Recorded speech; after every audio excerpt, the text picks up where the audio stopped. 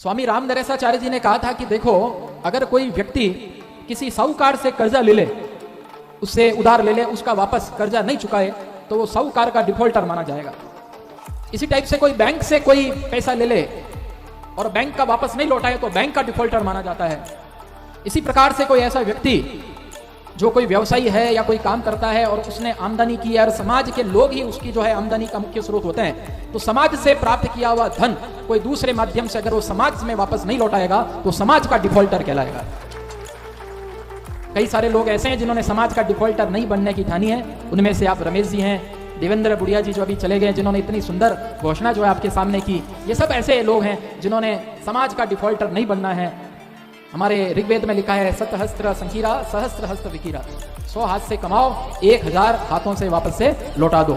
ये जो भाव जो है हमारे वेदों में लिखा हुआ है। इसके अलावा जो कैलाश मांझू जी, ज्योति बिश्नोई जी, अभिषेक बिश्नोई जी और रोहितास जी जो पर्वतारोही है, आप सभी मंच को आज सुशोभित कर रहे हैं। मैं सुबह से ही जोधपुर से निकला हुआ हूँ और दूरी जो है, मैंने जोधपुर से नागौर इतनी देर में पहुँचेंगे तो नागौर से यहाँ पहुँचने में इतना समय लगेगा, ऐसी कैलकुलेशन कर दी थी किलोमीटर के हिसाब से, तो थोड़ी सी गलत साबित हुई।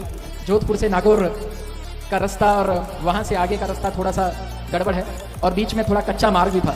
तो मैंने कहा मंच में जब आऊँगा तो बिहारी लाल जी की तारीफ करने के साथ साथ एक और बात जरूर दूंगा, भाई साहब रास्ता ठीक कर दो तो अगली बार हम आए तो आराम से आ पाए। बन जाइए, ठीक है, कह रहे हैं भाई साहब की रोज रोज काम चल रहा है, बन जाइए टाइम पे। तो बहुत ही अच्छा लग रहा है, आप सब युवा न केवल इसको पूरा धैर्यपूर्वक बैठकर और सबके विचारों का श्रवण कर रहे हैं। निश्चित रूप से बैठे बैठे भूख प्यास भी लग रही होगी, लेकिन सबको पता है कि इस प्रकार का अवसर जिसमें इस प्रकार की प्रतिभाओं के विचार सुनने का सबको मौका मिले, ये बार बार नहीं आता है। और इसलिए आप पूरा श्रवण अच्छे से भाव से पूरा कर रहे हैं। कुछ बातें जो है मैं आपके साथ में शेयर करना चाहूंगा, ज्यादा बातें मैं नहीं बोलूंगा, आप सब खुद गुणीवान हैं, विद्वान हैं। हमारे में जितने भी युवा बैठे हैं, युवाओं के जिनके पेरेंट्स बैठे हैं, उन सबसे मैं निवेदन करूंगा कि वास्तव में जैसे मंचासीन सभी लोगों ने कहा है कि शिक्षा जो है उसके माध्यम से ही हम हमारा परिवार का, खुद का, सबका जीवन जो है वो बदल सकते हैं। मुझे पता है, बीते दिनों मुझे एक भाई साहब मिले थे, उन्होंने कहा कि मेरी एक बेटी जो है वो बैंक पीओ है, एक बेटी जो है वो मेरी डॉक्टर है, और ये इसलिए संभव हुआ क्योंकि मेरी पत्नी जो है वो बहुत पढ़ी लिखी है, वरना मुझे तो समय ही नहीं मिल पाता। तो ये जो बच्चियां जो पढ़ रही है, बेटियां जो पढ़ रही है, जो कहते हैं ना एक बेटी जो है वो अकेली नहीं पढ़ती है, वो बेटी पूरे परिवार का जो है नाम रोशन करेगी, पूरी परिवार की शिक्षा जो है वो आगे बढ़ाएगी। तो मैं जितने भी माताएं बहनें बैठी हैं, जितने भी आप बैठे हैं, समाज के अंदर जो है बेटियों की शादी में खर्चा करना बहुत बड़ी कुरीति जो है बन चुकी है। हद से ज़्यादा खर्चा करना, बहुत दहेज देना।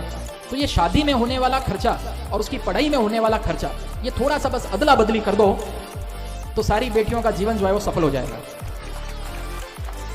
बस ये देख लो कि उसकी शादी में मुझे कितना खर्चा करना है, कि 4 लाख 5 लाख ऐसा सोचा हुआ है, उसको उसकी पढ़ाई पे खर्च करो, उसको काबिल बना दो, अपना आप जो है अच्छे रिश्ते जो है वो लाइन लगा के उसके लिए खड़े रहेंगे।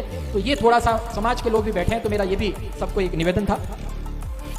आप में से जितने बंधु बैठे हैं, शिक्षा के बारे में डॉक्टर भीमराव अंबेडकर ने एक बहुत जबरदस्त बात कही थी, पता है आपको, कि शिक्षा वह शेरनी का दूध है, जो उसको पिएगा वह दहाड़ेगा। और ये शिक्षा रूपी शेरनी का दूध पी के आप देखो, निर्मा जी, ज्योति जी जो मंच पे बैठे हैं, इनकी दहाड़ जो है शिक्षा रूपी शेरनी का दूध जो है वो पी के हुई है। और इससे आगे मैं बात और कहूंगा कि शिक्षा रूपी शेरनी का दूध जो पिएगा वो दहाड़ेगा, जो जितना ज्यादा पिएगा वो उतना ज्यादा दहाड़ेगा, जो जितना ज्यादा समय तक पिएगा वो उतना ज्यादा समय तक दहाड़ेगा। तो ये जो है दहाड़ शिक्षा से जो आई है वो आप सबके अंदर विद्यमान रहे।